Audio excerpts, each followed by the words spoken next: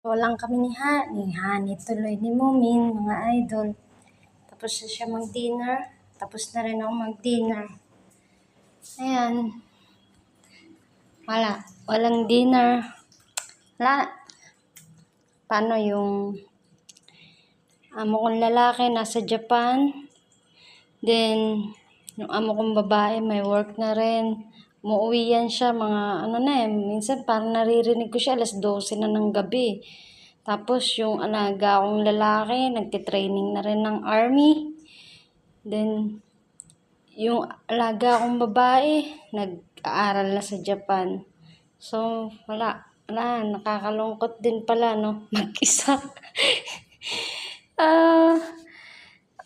Okay din ako kasi hindi ka nga pagod, pero alam mo yon, nakakamiss yung dati na ganyan, sabay-sabay kumain, di ba? Darating talaga yung time na pag malalaki na kayo is hindi na kayo sabay-sabay kumain.